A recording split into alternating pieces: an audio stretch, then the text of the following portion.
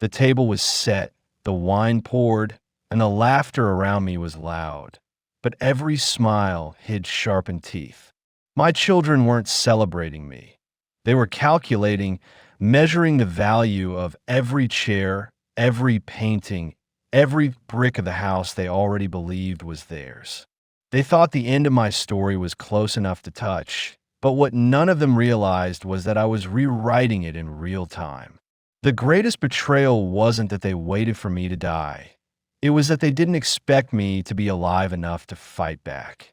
If you're ready to hear how I turned their greed into the very trap that destroyed them, make sure you like this video, subscribe for more stories, and tell me in the comments where you're watching from.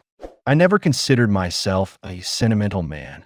I was raised to believe that love was best expressed through action, through consistency, through sacrifice. I carried that belief into fatherhood, raising my children with structure, fairness, and the same quiet commitment my father had shown me.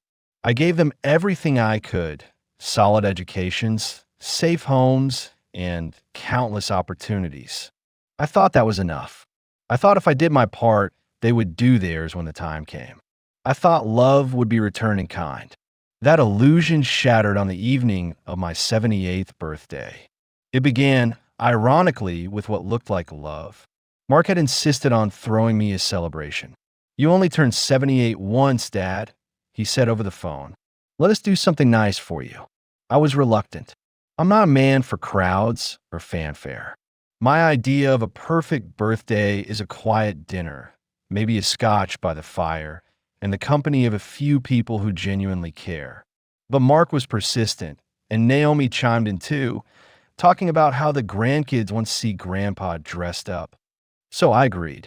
Maybe I wanted to believe they were still my children, that they still remembered the father who stayed up all night helping with science projects, or the one who drove through a blizzard to make it to Mark's graduation. The event was held at a country club I had never visited, a gaudy place with marble floors and more glass than wood, a place built to be looked at, not lived in. The parking lot was full, the air smelled of perfume and pretension, and the welcome banner read, "78 years of legacy, honoring Walter Whitaker." I raised an eyebrow. Legacy? It sounded like a eulogy headline, not a birthday greeting. Inside, the decorations were elegant, the food was 5-star, and the guest list included people I hadn't seen in decades. Business contacts, former neighbors, even a state senator I hadn't spoken to since the 90s. I tried to smile through the discomfort. Naomi came to greet me, her arms outstretched, her tone sugary. "Dad, you look sharp. We got your favorite wine, Cabernet from Napa, remember?" I nodded, said thank you, and sat down at my assigned table. Something about the way she smiled at the others when she thought I wasn't looking made my stomach twist. I brushed it off. Maybe I was just getting old.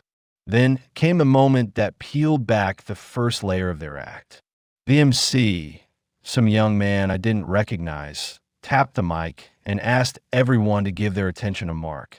My son walked up, looking sharp in a designer suit, the kind I never wore because I believed a man's worth wasn't stitched into his clothes. He cleared his throat and began his speech.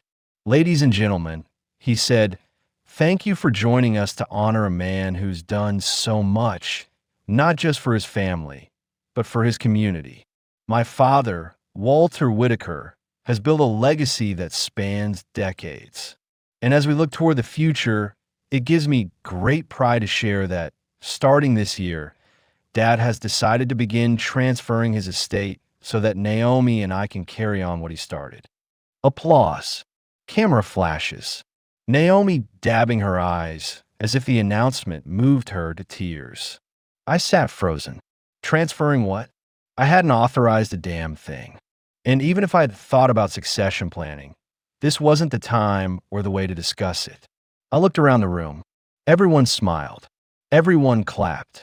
And everyone seemed to believe this narrative, that I had made the decision willingly. I stood up, halfway to the mic, but Naomi caught my arm gently. "Dad, She whispered with that syrupy voice again. Just enjoy the night. You don't need to say anything. After the event, when the last guest left and the waiters began clearing the table, I asked Mark what the hell that announcement was about. He shrugged casually. It's just optics, Dad. It looks good for the family. And we've already started drawing up a draft plan with your financial advisor. Naomi's idea, actually. We're trying to take some pressure off your shoulders. You've done enough. There was the shift. From love to logistics. From family to assets. My name was no longer Dad, but the estate. But they didn't know who they were dealing with. I spent the next week in silence, saying nothing, acting exactly like the forgetful old man they assumed I had become. I played my role with precision, nodding, smiling, pretending their masks hadn't already fallen off in front of me. Then the invoices began. At first, they were subtle. Mark emailed a receipt from a local steakhouse with a note that read, "Dinner with Dad. Estate-related discussion." Naomi followed 2 days later with a Venmo request for a new garden hose and replacement porch lights, captioned, "House upkeep, Dad's place." I didn't respond. I just watched. The audacity didn't even surprise me anymore. It fascinated me. I began collecting the evidence. Every receipt, every message, every time they treated my life and property as if it had already passed into their hands. They weren't waiting for me to die. They were billing me as if I already had. The most twisted part was how they masked it all as generosity. Mark showed up the following Sunday with a new carer in tow. She was young, polite, and eerily quiet. "Dad, meet Angela," he said, opening the front door like he owned the damn house. "She's here to help with whatever you need, meals, laundry, meds, anything." On me. I glanced at the woman.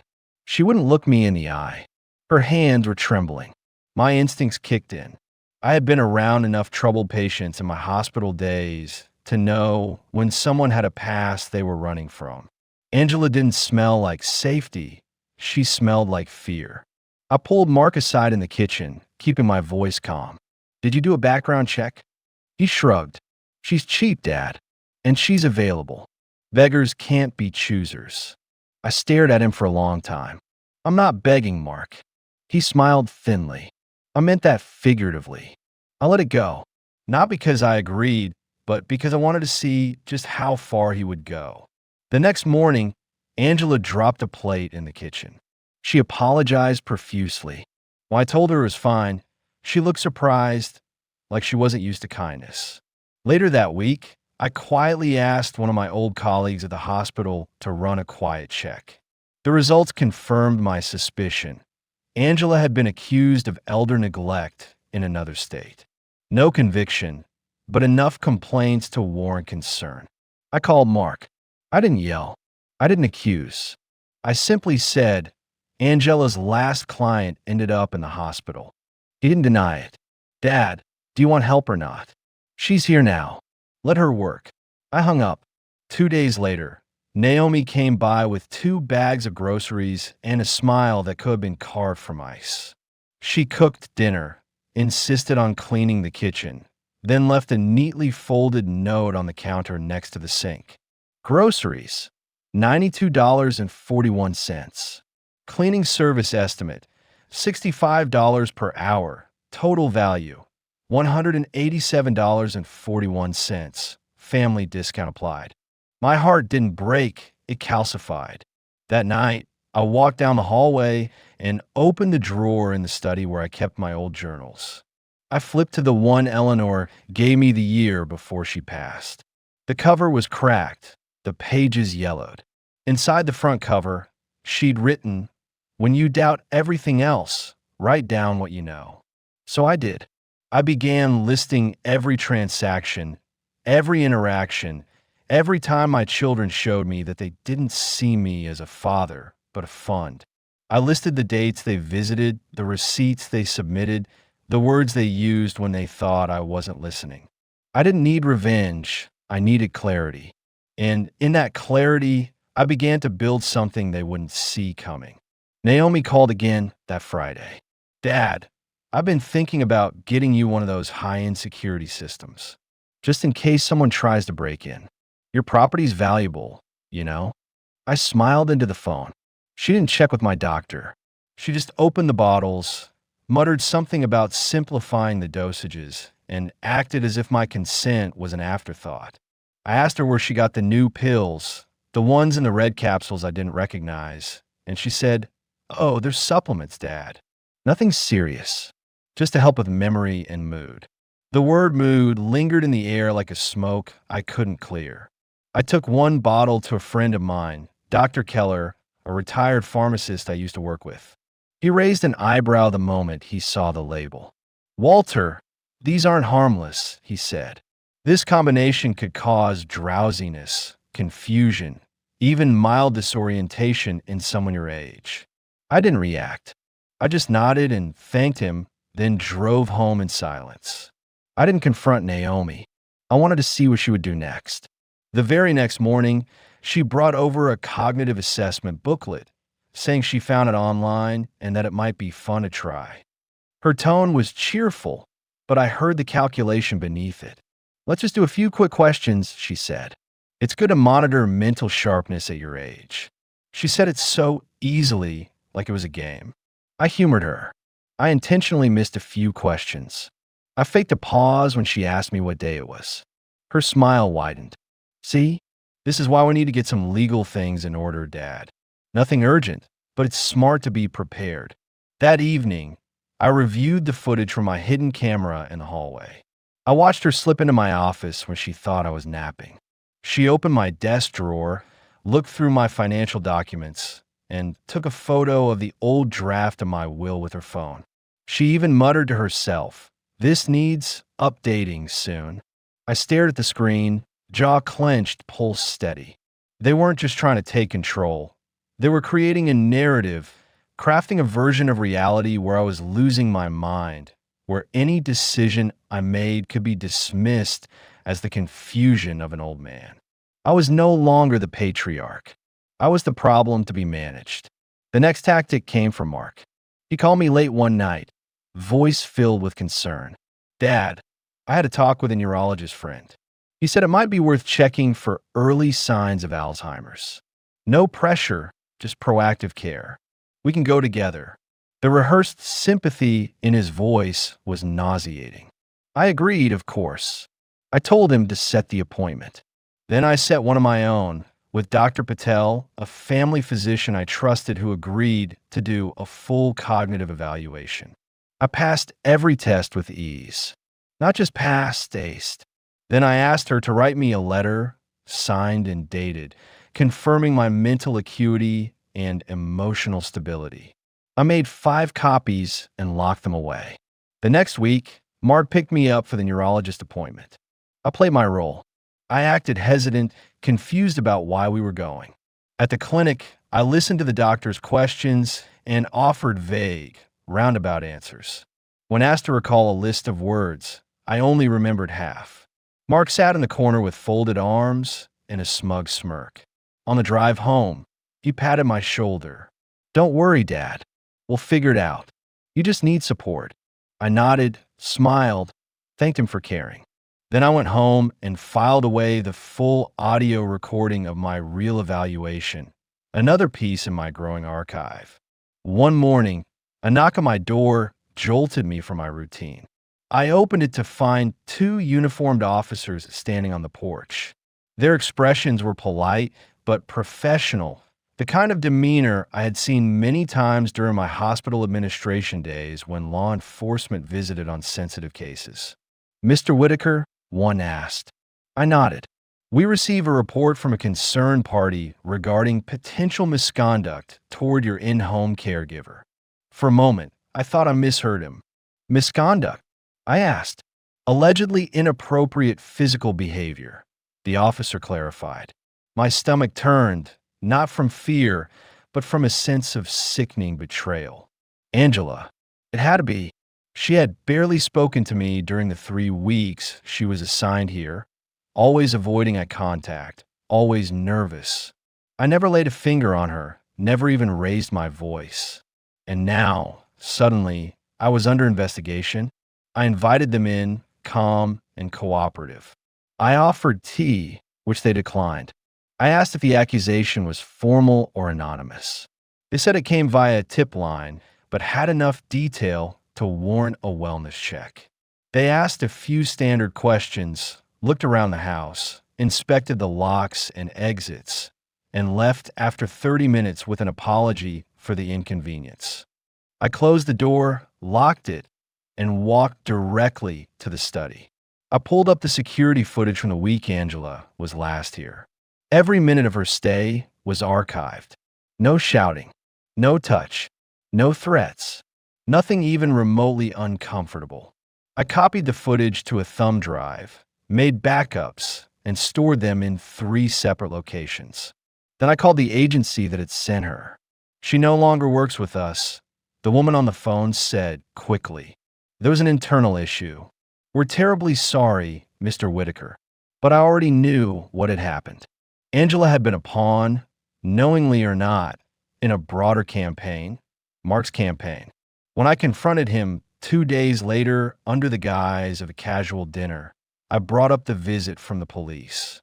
He feigned shock, even outrage. Who would say such a thing? That's insane. You should sue, he exclaimed.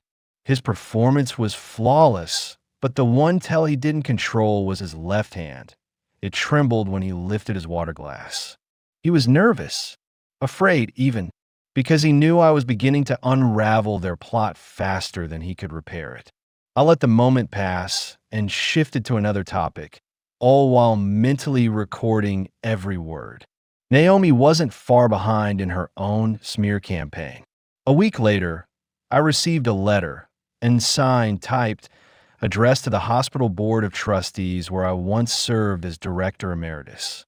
The letter outlined concerns about my mental fitness, citing my supposed decline, my recent behavior toward home staff, and a reference to a troubling incident involving inappropriate conduct. I recognized the language. I had seen Naomi write grant applications for nonprofit funding when she still worked in fundraising. Her voice was unmistakable, measured, clinical, persuasive. The goal was clear: destroy my reputation, discredit me professionally, socially, and legally, piece by piece. I contacted a retired board member who owed me a favor and asked if the trustees had received anything unusual lately. He paused and said, "You mean that anonymous character smear? We didn't even take it seriously." He showed up one morning with a folder full of documents and a ballpoint pen already clicked open. "We're finalizing the trust transfer paperwork," he said as he poured himself coffee from my machine without asking. "Nothing urgent. Just need your signature to make things official." I didn't even pretend to read it. I flipped to the last page, made a show of squinting, and said, "Can you give me a few days? My eyes are acting up again." He grunted, not even hiding his frustration anymore. "Don't overthink this, Dad. It's just what we talked about. Naomi and I handling the complicated stuff so you can focus on your health." That was his way of telling me to stay out of my own life. Later that afternoon, Naomi arrived unannounced with grocery bags and a new notebook labeled Dad's weekly schedule. Without asking, she placed it on the counter, opened it to Monday, and began writing. 10 a.m., medicine. 12 p.m., lunch with Rosa. 3 p.m., rest. 5 p.m., check mail. I looked at her. "What's this?" She smiled like a teacher speaking to a slow child. "A way to stay organized. You've been forgetting things. This helps structure your day." I didn't argue. I just nodded and said thank you. Then I took the notebook into the garage and tossed it into the fireplace I used for burning old tax papers. That evening, I reviewed the footage from the front door camera and saw Naomi let herself in with a copy of my key. She hadn't knocked, hadn't called, just walked in like the house already belonged to her. When I confronted her the next day, she brushed it off. "It's just more efficient this way. If something happened to you, we need access." I stared at her, waiting for her to flinch. She didn't. She believed every word of her justification. She had stopped seeing me as a person with rights and started seeing me as a liability with valuable assets. But the real tipping point came a week later when I overheard them in the kitchen. They thought I was asleep in the study. I had left the door cracked just enough to catch every word. "He's not going to last much longer," Mark said.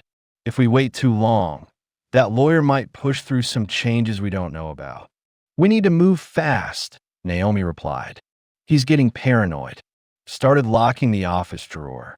Asked weird questions about the trust. "I think he's on to us."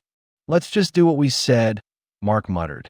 Power of attorney, medical directive, memory tests, full transition. No more waiting. "What about the cameras?" Naomi asked. "Already told him I'd update the security system. He won't notice if one or two get swapped out." That was it. The final mask had dropped. They weren't just manipulating me anymore. They were actively plotting to strip me of legal authority. They wanted full control, not after I died, but now I was still breathing. They had run out of patience. The next morning, I staged my response. I laid out a shirt in the hallway, opened the refrigerator door and left it ajar, placed the remote in the oven. Rosa, my gardener and the only person who treated me with kindness, found it all and immediately asked if I was okay. I looked her straight in the eye and whispered, not a word. "Just play along." She nodded. She didn't ask questions. She never did. That afternoon, Mark arrived with two strangers, one a doctor, the other a notary. "Just a quick wellness check, Dad. You seemed off lately." "Nothing serious. Legal formality."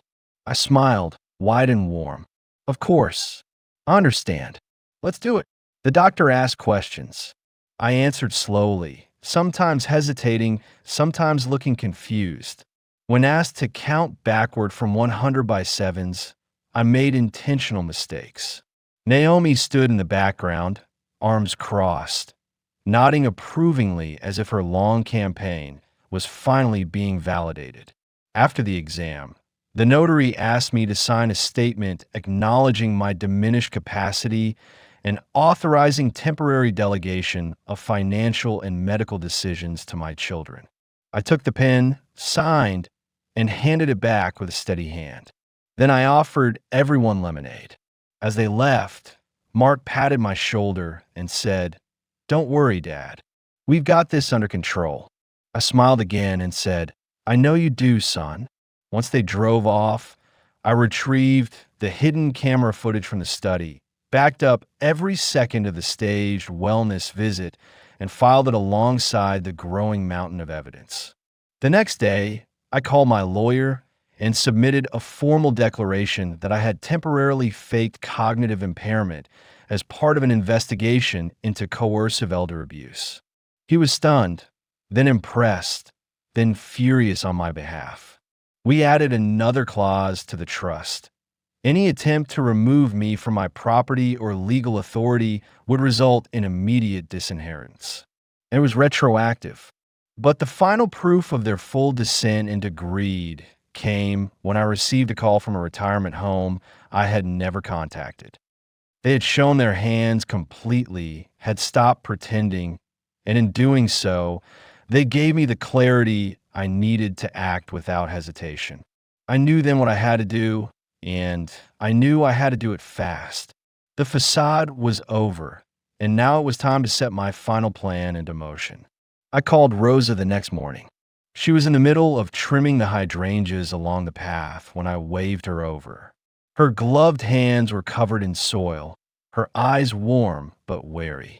I told her I needed her help, not just with the garden, but with something bigger. Rosa had always been the quiet presence in my home, never intrusive, never nosy, but always observant. I had trusted her more than my own blood for years now. She came inside, sat at the kitchen table, and listened as I told her everything about the pills, the false accusations, the manipulation, the fake mental evaluations, and the secret retirement home plans. She didn't interrupt. She just nodded. When I asked her if she'd be willing to help with the final phase of my plan, she said yes without hesitation. That afternoon, I called my attorney and instructed him to prepare an updated trust. Not a will. No, I was past that. This needed to be ironclad, indisputable, and completely out of Mark and Naomi's reach. I moved the bulk of my liquid assets into a private trust, appointing a neutral third-party trustee, someone my children had never met and couldn't influence. The terms were clear. No distributions would be made to any family member unless they met specific moral and behavioral clauses that I had documented extensively with dates, times, and recordings. Any attempt to declare me unfit or to remove me from my home would trigger automatic disinheritance. I added Rosa to the trust, not just as a beneficiary, but as a witness and executor in the event of my death or incapacitation. She was listed as the caretaker of record, and every interaction between us was to be documented going forward, ensuring that no one could later claim undue influence. The second part of the plan involved setting the trap. I contacted the same retirement home Naomi had called and confirmed the tour. I told them I would be bringing both of my children along and that they should prepare a full presentation, one that would appeal to their ambition: private rooms, luxury amenities, early inheritance access if care costs exceeded estate liquidity. I wanted Mark and Naomi to see dollar signs. I needed them to feel like the finish line was finally within reach. Over the next few days, I planted the seeds. I called Mark and told him I'd been thinking about what he said about maybe giving up the house and focusing on my health. I told Naomi that I had looked over the retirement homes brochure and it looked peaceful, that it reminded me of where Eleanor and I once vacationed. Both of them softened momentarily. They thought the battle was won. They thought their campaign of pressure and false concern had finally broken me. What they didn't know was that I had invited Rosa to dinner the night before the retirement home visit, and during that meal, I recorded our conversation. She asked me again if I was sure about everything. I told her yes, and in that moment, I gave her the envelope containing the final version of the trust document, the updated property titles, and a signed letter detailing everything that had happened over the last 4 months. If anything happens to me, I told her, you go straight to the lawyer with this. She nodded, tears in her eyes. You're not alone, she said. I believed her. The day of the retirement home tour arrived. Mark showed up in a navy blue suit, Naomi in a pearl blouse and matching heels, both looking like they were heading to a board meeting rather than a facility for their still living father. I wore my oldest cardigan, shuffled my feet, and acted dazed. Rosa drove us there in her sedan. Mark and Naomi sat in the back and whispered about property valuations and potential subletting options. I kept quiet. At the facility, we were greeted by a sharply dressed administrator who walked us through the features: gourmet dining, daily activities, on-site medical staff. Mark asked detailed questions about financial logistics. Naomi asked about legal guardianship and the power to make long-term care decisions. I said nothing. I let them hang themselves with their own words. At the end of the tour, we sat in a private consultation room. The administrator handed me a pen and a preliminary agreement form. I held the pen for a long time. Then I looked up and asked, does this mean I can't go home anymore? Naomi leaned in. It means you'll be taken care of, Dad. It's for your own good. I nodded slowly. Then I set the pen down. No, I said, I think I've changed my mind. Mark's face hardened. Dad, we've talked about this. You need help. I turned to the administrator. Thank you for your time. I won't be staying. Rosa stepped forward, picked up the paperwork, and said, we'll be leaving now. Mark tried to protest, but I stood up, straightened my back, and looked him dead in the eye. You can stop pretending now. I know everything. The ride home was silent. That night, I emailed my lawyer, confirmed all documents had been filed, and attached the audio recording of Mark and Naomi discussing my estate like I was already dead. The house, for the first time in months, was quiet, eerily so. I knew they were plotting. Silence was never absence. It was preparation. They were regrouping, spinning, building whatever damage control they thought could erase what had already been set into stone. I didn't reach out. I didn't need to. I'd already lit the fuse. It was only a matter of time before they walked straight into the fire they helped build. 2 days after the article went live, I received a call from Harold Baines, my longtime lawyer, and one of the few men left in this world who still believed in honor. His voice was steady but sharp. "Walter," he said, "we're ready." I knew what that meant. It wasn't just legal. It was performative. This wasn't just about justice. It was about witnessing, letting the guilty see the fallout of their schemes face to face. We agreed on a formal family meeting under the guise of reviewing my estate updates. Harold sent out the invites himself. Courier, not email. Tangible, unignorable. Mark and Naomi responded almost immediately, probably believing they were being given one last chance to steer the ship, or at least salvage a decent payout. I hosted the meeting in the same room where Eleanor and I used to celebrate anniversaries, the sunroom, filled with her favorite orchids and the light she always said made her feel young again. I had Rosa help me set the table with coffee and pastries, not out of hospitality, but because I wanted the scene to look disarmingly normal. Betrayal, I'd learned, often wears the face of routine. Mark arrived first, wearing his lawyer smile, that perfectly tailored face he used in courtrooms and country clubs. He shook Harold's hand firmly, avoiding mine. Naomi came 15 minutes later, overdressed, eyes scanning the room like a hawk, already calculating which sentences would need to be denied later. She hugged me tightly, perhaps hoping that one last performance might still be useful. I didn't hug back. Harold opened a brown folder and cleared his throat. "Thank you for coming. Walter has made several significant updates to his estate plan, and today is your opportunity to review and acknowledge those changes." Mark leaned forward. "We understand. We're just here to make sure everything's in place, so Dad's taken care of. That's all that matters." Naomi nodded, adding, "It's not about the money. We just want what's best for him." Harold didn't flinch. He pulled out the first document and began reading. Not the new trust, but the recorded affidavit I had written 2 weeks prior, detailing every instance of manipulation, coercion, and abuse I had endured. Word for word. The pill tampering, the staged cognitive test, the fabricated wellness concerns, the unauthorized home entry, the real estate plans made behind my back, the fake misconduct report filed by the ex-caretaker. I watched their faces as the truth unraveled. Mark's confidence wavered. His fingers tightened around his coffee mug. Naomi's eyes narrowed, lips pressed into a thin line, the muscles in her jaw visibly clenching. She was calculating, searching for the escape hatch. "This is slander," Mark blurted out finally, voice low but urgent. "You have no proof of any of this." That's when Harold pressed a small remote and pointed to the monitor I had set up behind him. A screen flickered to life, displaying date stamp footage of Naomi in my study, taking photos of my old will, muttering to herself. Then audio of Mark during the retirement home tour, his voice crystal clear as he talked about liquidating assets.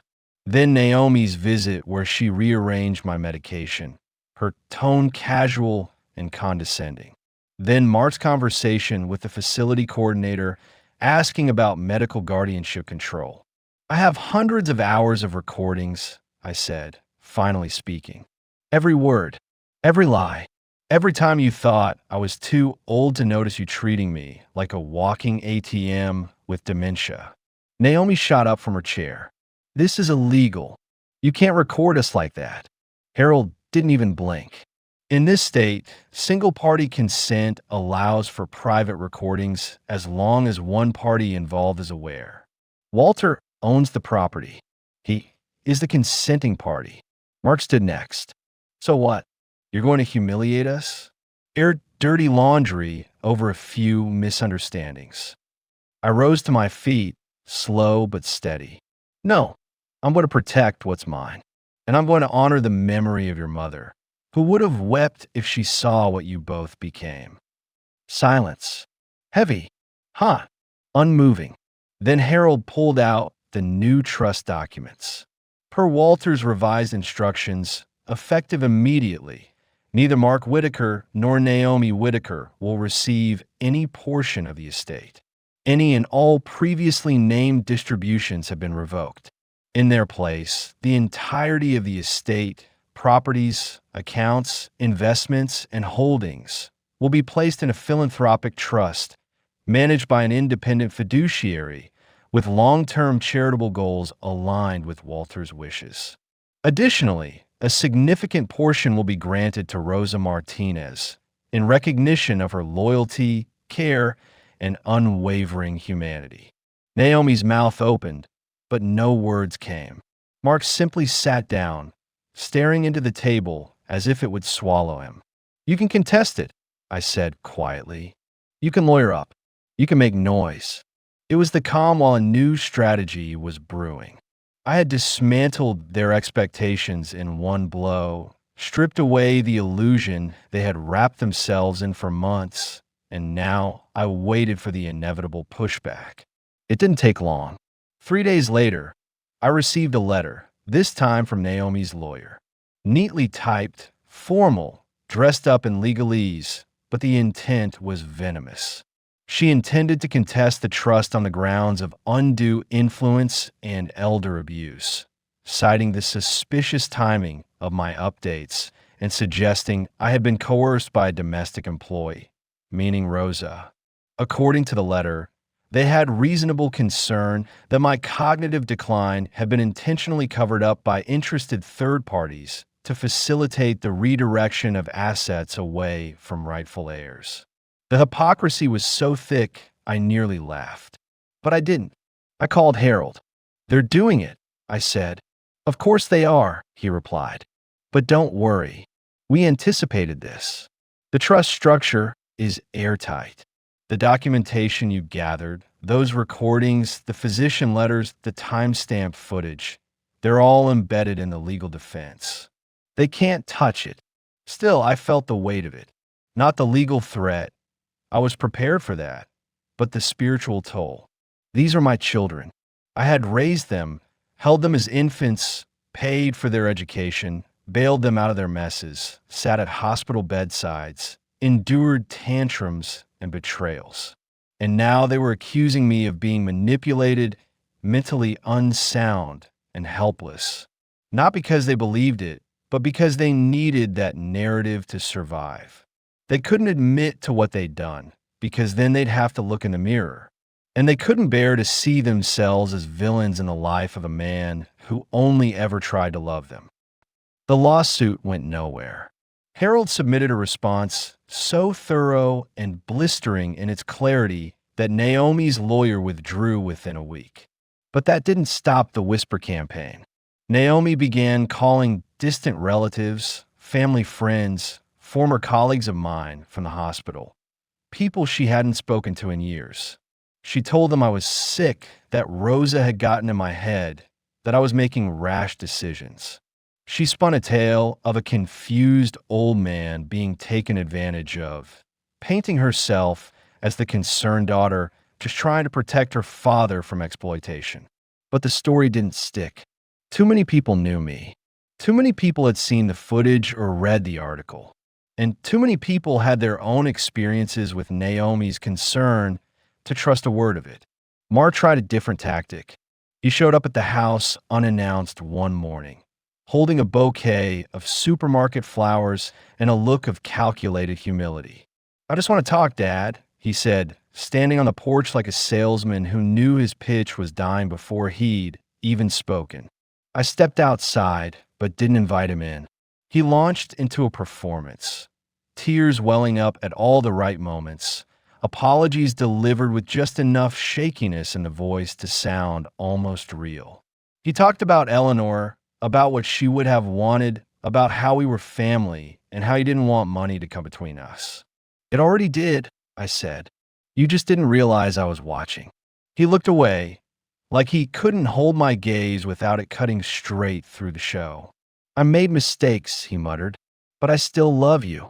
I nodded.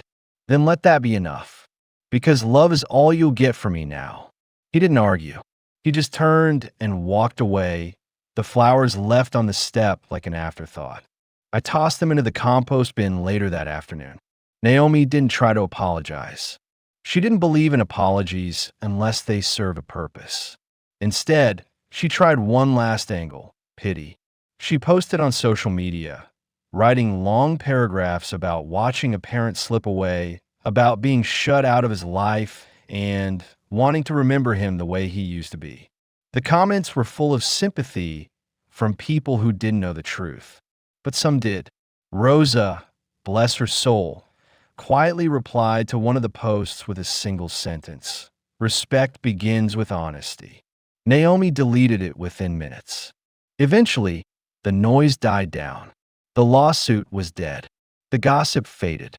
And Mark and Naomi, faced with the reality that they could no longer control me or my estate, began to disappear from my life. Not suddenly, but in stages. Missed holidays. Ignored calls. Slowly, they faded into the background like distant relatives you once knew but could no longer picture clearly. And I let them go, because what they wanted wasn't love or connection. It was control. And when they lost that, they lost interest. Meanwhile, I lived. Really lived. I traveled with Rosa.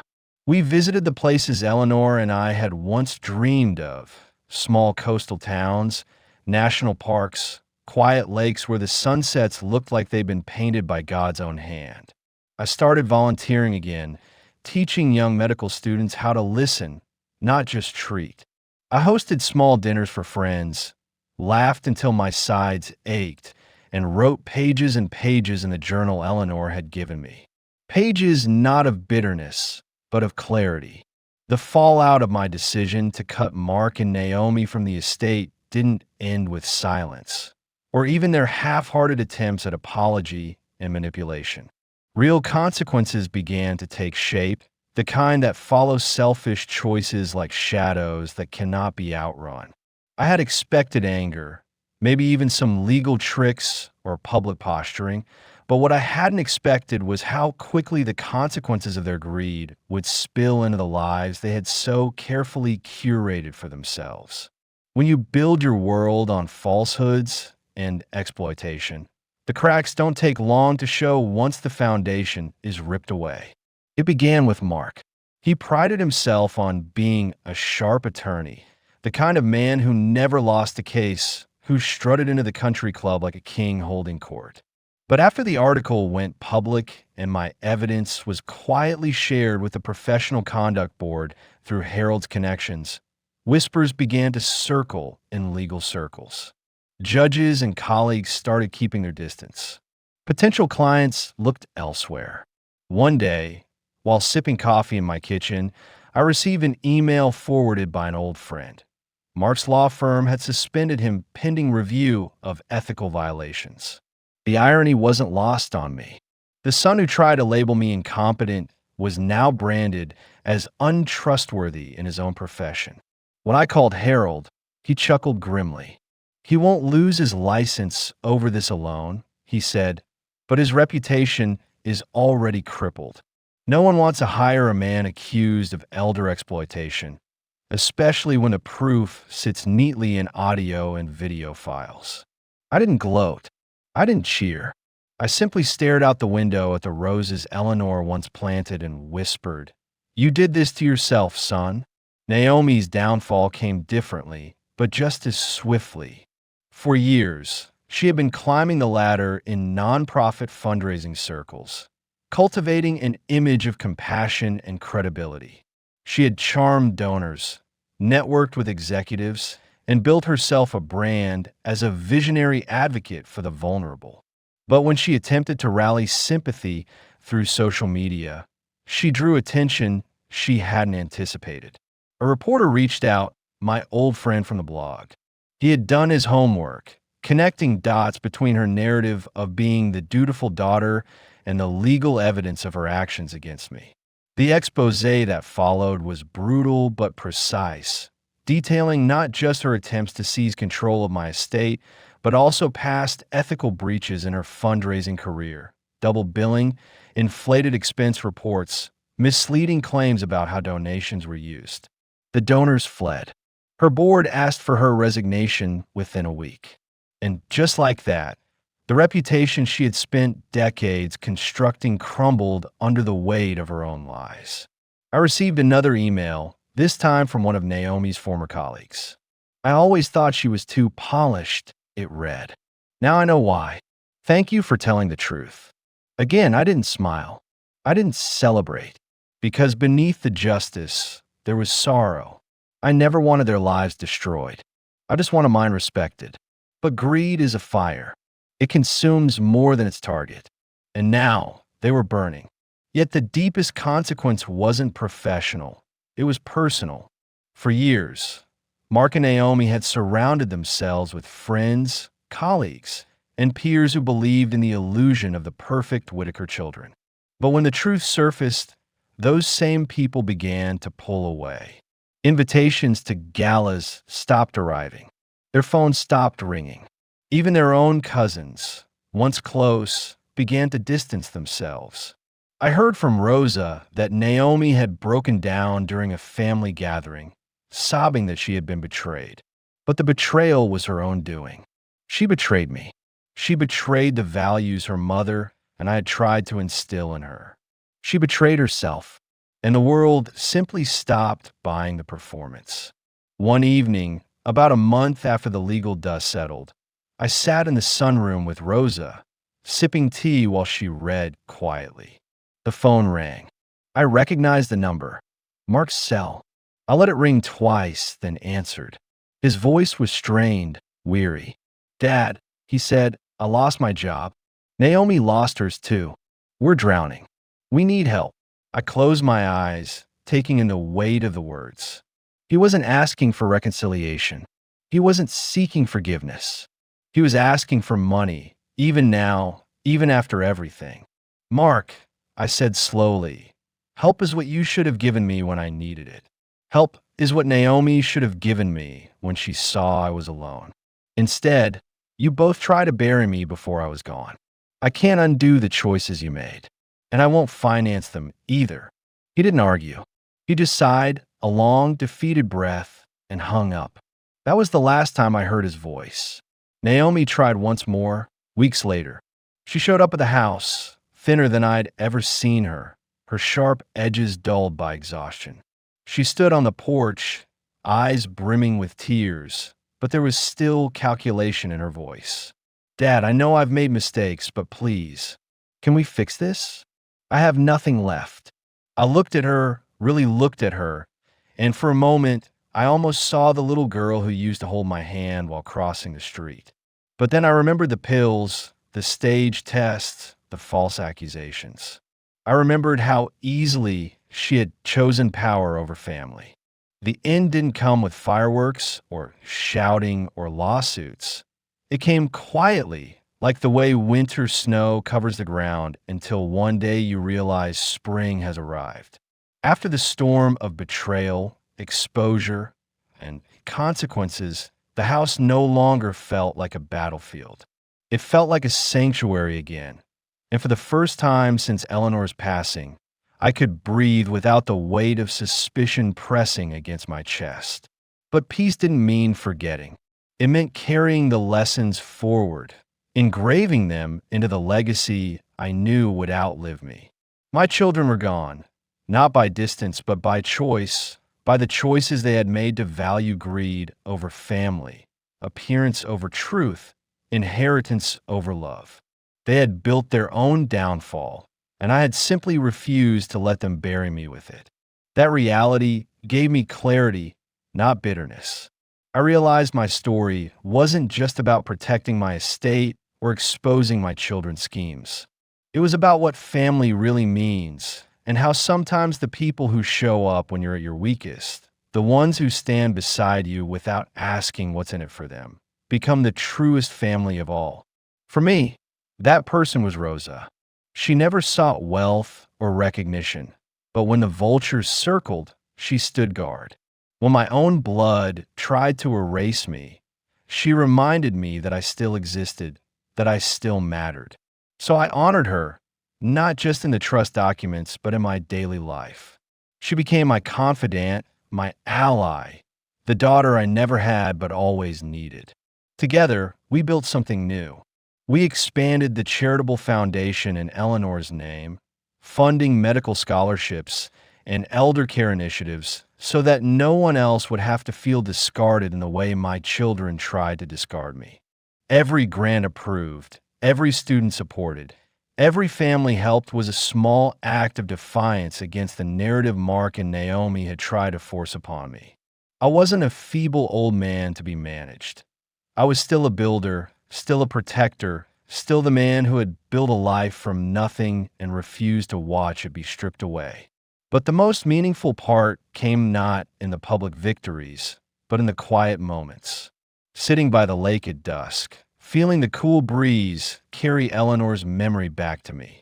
Watching Rosa laugh with her grandchildren in my backyard, their voices filling the air with the joy my own children had traded for ambition.